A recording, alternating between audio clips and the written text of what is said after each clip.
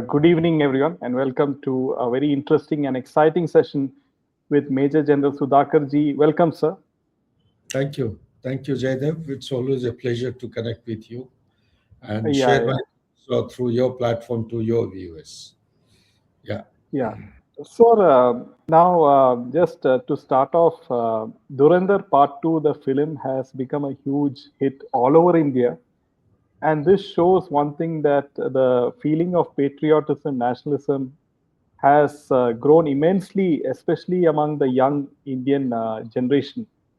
So the film has completely exposed the Pakistan and the ISI network, especially with the events of Parliament attack, the IC 814 hijacking, the Mumbai 2611 attacks, and the currency scam. So this is quite a welcome move, isn't it, with regards to the film?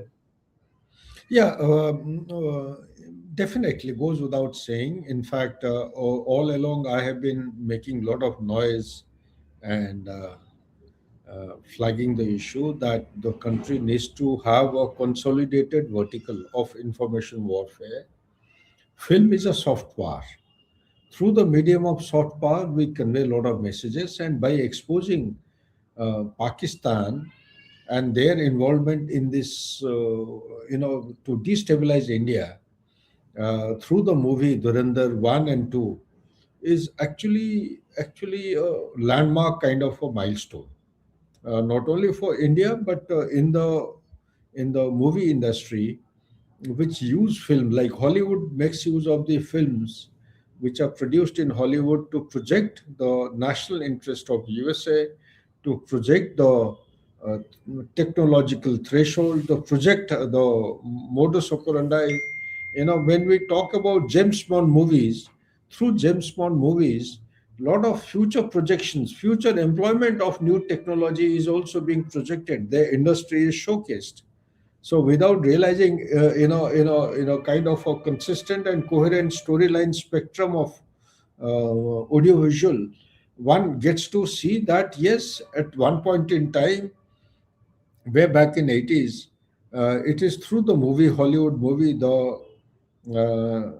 space war, the Star War, early 80s, the Star Wars were depicted. It used to be called as some initiative, Star War Development Initiative or something. It had become a doctrine of one of the presidents, George Bush, if I remember correctly. He had started it, but it couldn't be carried forward because they had a lot of hiccups. So similarly, this is a movie which actually takes forward the country's formidability, the country's coping up behavior with the internal and the external challenges, and what measures are. It is not necessary that it is being done on ground, but it could also be an option that the country is exercising.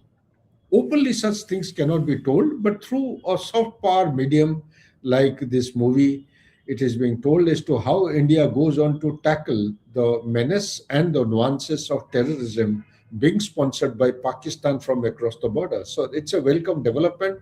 After a long, long time, India has actually launched itself into projection of its national interest and how best the country can secure and make livelihood and the lives of our citizens safe from the nuances and the menace of terrorism being sponsored by Pakistan from across the border.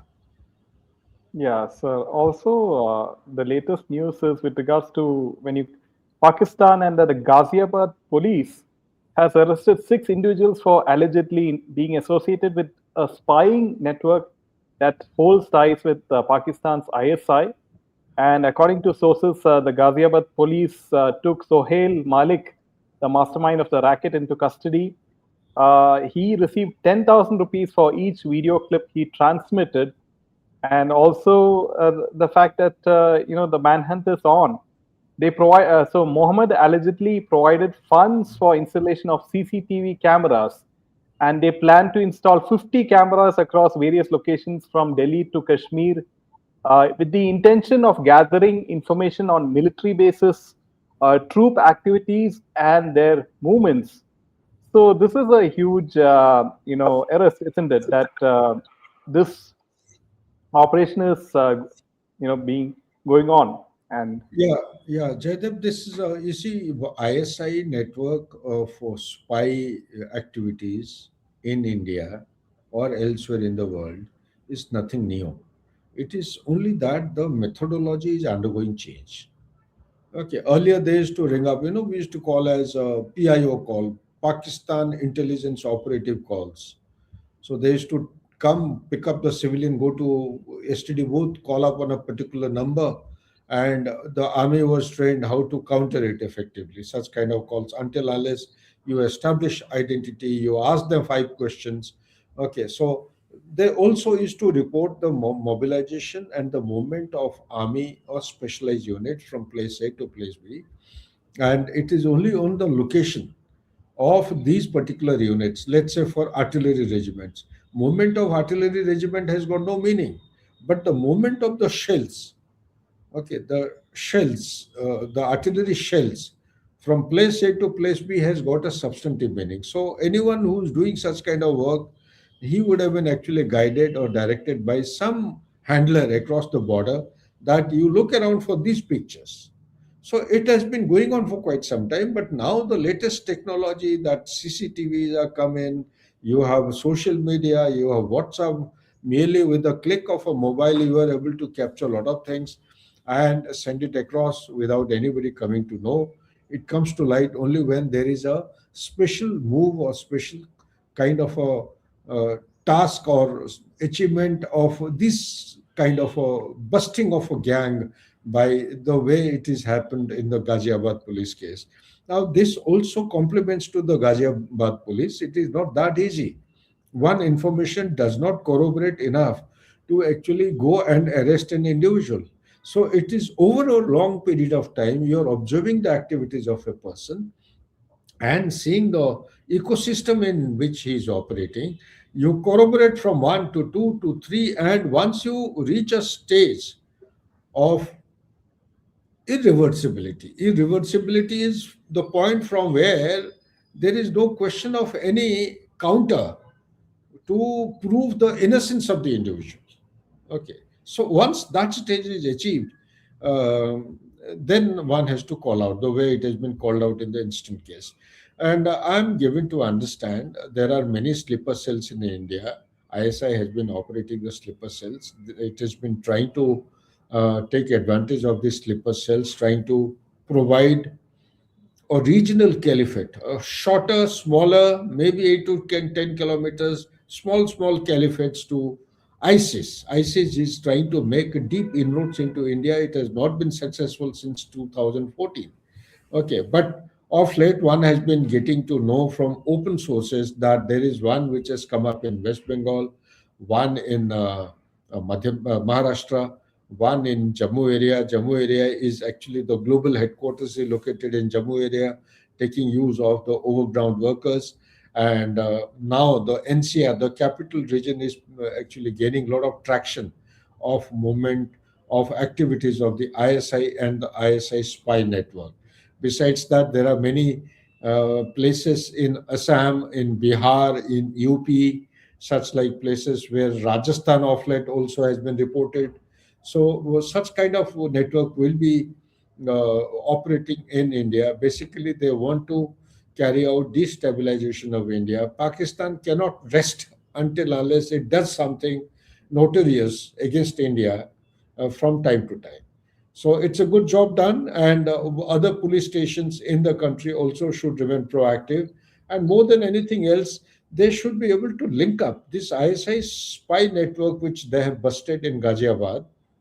It will have some linkages. So detailed investigations will give further leads, and those leads must be taken forward to investigate and also bust many more new ISI spy network teams or sleeper cells which are operating in the country in multiple cities and states.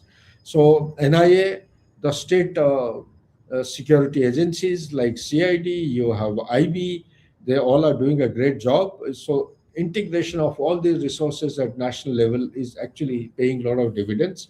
And kudos to them, and kudos to Ghaziabad police, which has actually busted this particular group, and wish them all the very best. Yes, and also we spoke about Matthew Van Dyke, who was arrested recently, for training, all the militant groups in Northeast and giving drone training and information. So we see not only ISI, we see, possibly the American deep state and the Chinese Communist Party also trying to, create some sort of, confusion and damage to India, isn't it? Absolutely. You see, now what is happening is we need to be mindful of the fact that India is a country in the world, despite all challenges of pandemic. Then you had Russia-Ukraine war. Then you had Hamas and Israel. Now, in between, you had Operation Sindoor, retaliation against the Pakistan terrorist jihadis in Pakistan territory. Thereafter, you have now this USA Iran, USA Israel versus Iran. So such like activities are on. So therefore, I would say that the geopolitical churn is actually giving lead to a kind of unpredictable environment and society. And despite all these challenges, India has been the shining spot and growing like no other countries. Okay, despite all challenges, growing at the rate of 8.2%, 7.8% under the present circumstances is a very tall order. So, amongst the G20 countries, if you look up, you find India is the only country which is above 6%, 6.5, 7.2, 7.8, 8.2%. So, not that we don't have problems, we have problems like the current one. It will definitely have an impact on the energy security, pharma sector. You will have fertilizers also. You see, sulfur nitrate, sulfur dioxide. Those kind of fertilizers which are based on sulfur will also impact. Then nitrogen-based fertilizer will also impact. So such kind of things. And the semiconductor industry has just taken off. It requires a lot of gas for remaining operationalized. And Make in India concept also will be impacted. So the GDP, overall GDP is going to be impacted, and the export is going to be impacted. We are targeting a 2 trillion US dollar economy, GDP, of GDP by 2030. We have reached a target of 854 billion by, I think, the latest was December 2025. So, with the problem of energy security, Middle East market having virtually gone dry, absolutely, and lack of connectivity, it will definitely impact the shipping lanes and the transportation, cargo movement. So, therefore, we should be able to create some kind of a cushion and look around how to diversify, which government of India is doing intelligently. So, talk about the ISI or CIA or any other forces. You have Chinese agency called a United Front Works Department. They also, in their own way, they are working to make sure that India does not rise in status and power. China cannot accept India as an equal partner, and India cannot accept as a junior partner to work with China. We are actually seeking and demanding that treat us as an equal partner, not as a junior partner. So that China has realized. So they each one is playing their cards in a befitting manner. So what I'm saying is the Thucydides doctrine, which says no established power will ever allow any rising power to come up to its footing. So that applies here. Okay. So and what we are to China, China is to USA. And USA has openly started making statements. It does not want to allow India to grow and make it become a second China. So these kind of obstacles will always be there. India is quite good and quite adept in actually navigating these kind of challenges and complexities. We have seen it in the past. I am very confident, despite all this, India is unstoppable. Nobody can stop India now from becoming a global power by 2047. Maybe 2, 3 years this side, that side may happen, but definitely we'll reach a target of 30 trillion US dollar GDP by 2047. And by 2075, as per my estimate, we are going to be the superpower of the world. Nobody can stop us. That I'm very, very confident. Yeah, also, sir, that in a major provocative statement, Abdul Basit, the former High Commissioner of Pakistan to India, has said that striking Indian cities like Delhi and Mumbai should be Islamabad's default move if Pakistan comes under attack from the US. So, It's anyone who knows him will actually, bear me out. He's often been seen and heard using this kind of belligerent and aggressive language in the past.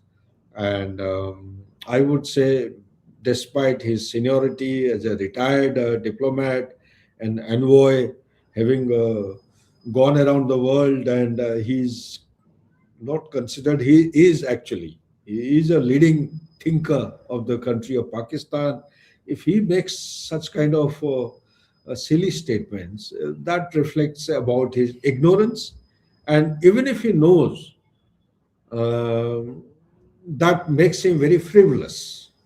Very frivolous. Why am I saying is, he knows that India has reached a capability to defang Pakistan's nuclear arsenal and capability much before it launches against India. Okay, we have that capability. We have enough of surveillance on their assets too, and he knows that it's not going to be a cakewalk for Pakistan to think and then launch a nuclear missile against. He's taken the name of New Delhi, and he said by default, if USA attacks them, by default they will attack Mumbai, New Delhi. So these are very loose statements. Very low statement. And he should not. Nuclear bombs are not like a child's play. It is not gully danda, or it is not that the cricket stump and bat like the villagers play. So it's a very highly sensitive, and one should actually exercise restraint in communicating such things. So one understands, and we have called a nuclear bluff of Pakistan many times, and unfortunately we didn't do it during Kargil. But thereafter, be it the Uri incident or Pulwama incident, means Balakot and transborder surgical operation, or the recent one, Operation Sindoor, all these they go to reinforce uh, one objective, that the Pakistan's nuclear claims or capabilities have been called bluff. So once they have been called bluff, let them continue to say anything. But India will do well if it develops its surveillance capability in order to improve its swath. Improve its swath means, let's say, so the satellite capability of India today is restricted to only 26 satellites. And government of India has sanctioned, I think, 52 more. And presently, as per the current capability, a satellite will go over an objective once in 2 days. Okay.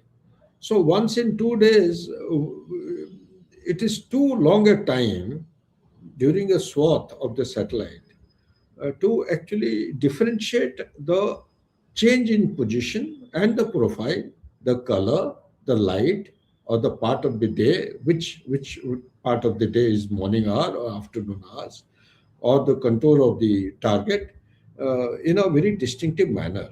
So for better this thing, and for faster assessment, the swath has to be improved. Instead of 2 days, it has to be brought to 2 hours.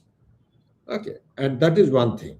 That means the number of satellites have to improve, which are low in case of India. So for that, you require additional investment. Then you require research and development has to go in. How best they can be integrated. They need to be overlapped. They have to be all weather. Surveillance has to be kept on the targets. Okay. Number two thing is that the target should be by the smallest, what do you call that, pixel. The high resolution pictures of the target should be visible. And for high resolution picture, you have to have high caliber cameras, and at a particular distance lower with Earth, those kind of things have to be adopted. And for that, you again require research and development, again require scientific community ecosystem to operate, and which are happening. India is moving in the right direction. And in case we don't have, then we need to collaborate with the like-minded countries. That collaboration will help us, because we all know that Pakistan is being supported by China through the Baidu satellite, and is Pakistan is importing something to the tune of 81% of its total defense hardware from China year on year. So therefore, India will do well by going in for indigenous movement, which is happening, and Make in India concept must be given a due impetus. So research and development is one field which has to be focused on, and we need to actually focus on the surveillance capability, intelligence, accurate intelligence, and our response matrix should be based on our the nuclear doctrine called as no first use doctrine, because the second strike capability is based on that. Okay, so that's it. I have to say. If you have anything other than what you're asking, you Yes, can. the last point I would like to ask you is Donald Trump has issued a 48-hour Hormuz Strait warning against Iran, and Trump said that if Iran does not listen, that US is going to target Iran's energy infrastructure, and it's going to be very severe. He's going to attack the Iran's power plants and everything. So, how do you see this? It's going to expire today, the warning. Look, and you should also complete your statement by saying Iran has responded by saying that it will not spare any energy center, any power plant, anywhere in the Middle East, wherever USA army bases are located. Okay, so means this is this is a matter which contributes to escalation. So that's what Donald Trump is actually in a bind. Bind means he is between the restraint and the escalation. So if he escalates, he is doomed. If he restrains, he is also doomed. But in restraint, there lies a small little scope for exit. Okay, so if he's planning for, knocking off all the power plants of Iran, Iran is going to retaliate. If Iran retaliates, that means the desalination plant will not function, the hospital will not function, schools will not function, communication nodes will not function. Okay, the aircraft aviation center and the railway line, metros, all these things will become non-functional. So complete Middle East in a way is going to be blacked out. Now, is that Yeah, acceptable to Donald Trump? Does he know? My only moot question is good for him, because he is the president. He can do anything he wishes to. Now, the cost and consequences of every decision he takes and implements must be analyzed threadbare. If he analyzes, or if his advisors they analyze this, then they will do well. So, in my take on the whole issue is, it is just for the heck of saying or speaking. He's intimidating, he's threatening, and but he's an unpredictable man. What I am going to say that he may not do it, but suddenly he may change his mind. But the consequences of doing all this, well, also alongside, you don't forget that he sent some Marine Corps people already, 2,500 or so, and some more, around 5,500 more have been further inducted with amphibious vehicle. They are indicative of some kind of an amphibious operation at Strait of Hormuz or along the coastline. They have a couple of islands like Kamesh, you have Kharg Island, you have Pars Island, South Pars oil field. So he may be having any of these objectives. As of now, if he wants to actually look for a suitable exit plan, then he has to exit from a point of advantage. Okay, presently he is being seen as a very weak defender or weak supporter of the Middle East. The Middle East countries have more or less got convinced that American forces are not capable of protecting the Middle East countries, wherever the bases were located. Instead, they have attracted much more attrition and firepower of Iran by means of retaliation by the Iranians. Okay, so therefore, perhaps Donald Trump, in order to prove his worth as a superpower, will try to look for some leverage. And how does that leverage happen? It may capture the oil field, or it may, if you have to prioritize, as per me, the priority is Strait of Hormuz. But capture of Strait of Hormuz is a tall order. It is not that easy. If you fire, say, hundreds of missiles, you see, there are cities which have been created underground, 600 meters, 800 meters under the ground. There are tunnels where vehicles can move, logistic nodes can come up. So, such like things are there. So, will he ever? Because without boots on ground, capture of occupation of Strait of Hormuz is simply impossible. So if you have boots on ground, you should be prepared for more dead bodies or more body bags going back to USA. Is USA prepared for that? If it is prepared, let them go ahead. But in my opinion, there are too many issues being raised at the domestic side, and maybe he has to give second thoughts on escalating the situation. At some point in time, he may say, "No, I have achieved much more than what I wanted." Basically, he's trying to give a chance to Iran to come to the discussion table or table of diplomacy and dialogue. Iran is adamant that no, we'll never talk to you. We have been cheated more than twice. We'll not talk to you. There is no ceasefire acceptable to Iran. Iran wants to carry on. So if Iran wants to carry on, then the USA may decide that I'll also carry on. I'll hit your power stations harder. So if USA hits the power stations, Iran is also going to hit back. Then it is going to escalate. So what next to that? After that, what is going to USA do?